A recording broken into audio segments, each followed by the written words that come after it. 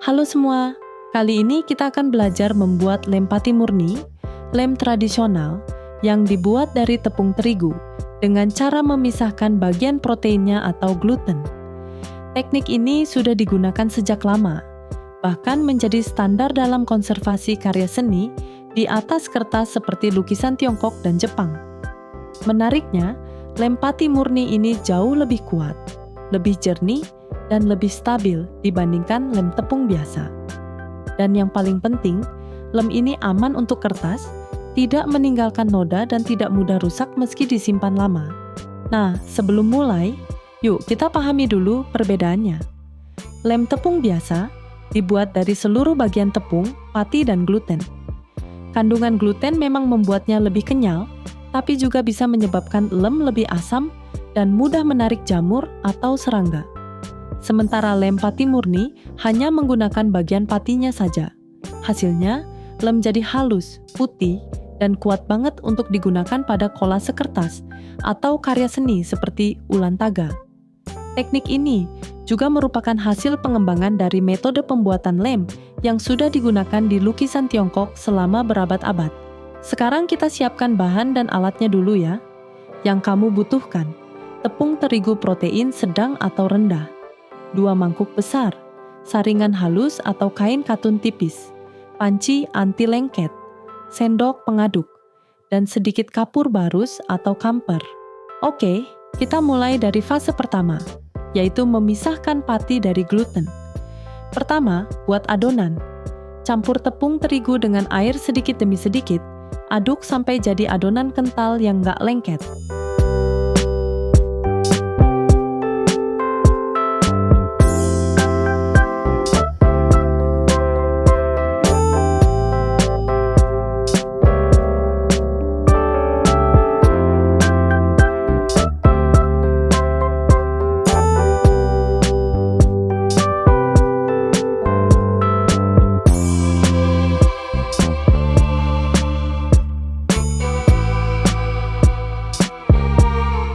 Tutup dengan kain bersih dan biarkan istirahat sekitar 30 menit supaya glutennya terbentuk sempurna.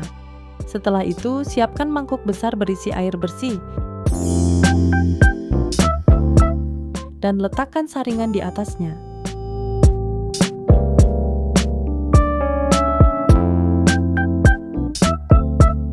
Remas-remas adonan di atas saringan secara perlahan. Airnya akan berubah jadi keruh seperti susu.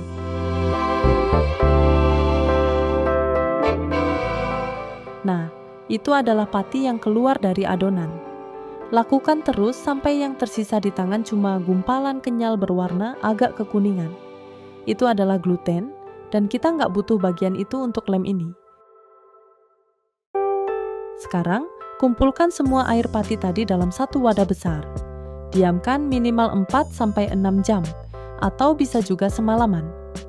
Setelah itu, pati akan mengendap di dasar wadah, dan air di atasnya akan menjadi jernih.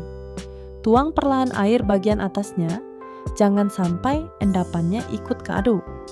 Endapan putih di bawah itulah yang disebut wheat starch, atau pati terigu murni. Kita lanjut ke fase kedua, yaitu membuat lem dari pati murni. Masukkan endapan pati basah ke dalam panci anti lengket.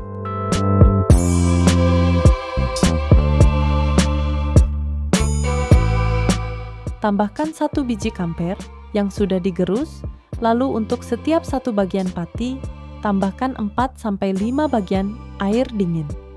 Aduk sampai benar-benar larut dan nggak ada gumpalan.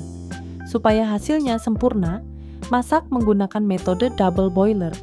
Letakkan panci di atas air mendidih, lalu aduk terus-menerus agar tidak gosong. Nanti kamu akan lihat, larutan mulai mengental, berubah bening, dan sedikit meletup-letup. Itu tandanya lem mulai matang. Hasil akhir yang bagus adalah lem yang jernih dan mengkilap.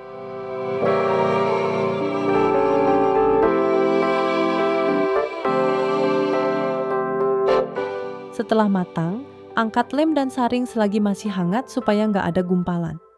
Pindahkan ke wadah kaca atau keramik dan biarkan dingin sebelum digunakan. Untuk penyimpanan, masukkan lem ke dalam toples kaca dengan tutup rapat Lalu isi air hingga lem terendam seluruhnya, sekitar 2-3 cm di bawah permukaan air. Kalau nanti muncul jamur di permukaan, cukup buang airnya dan ganti dengan yang baru. Dengan lem pati murni ini, kita sudah menggunakan bahan dan teknik yang setara dengan standar konservasi museum. Teknik yang sama digunakan untuk merawat karya seni berharga seperti lukisan Tiongkok dan Jepang. Lem sederhana, tapi hasilnya luar biasa, kuat, bersih, dan alami. Terima kasih sudah menonton, semoga bermanfaat. Jangan lupa like, share, dan subscribe Kencu Ruang Seni supaya nggak ketinggalan video menarik lainnya.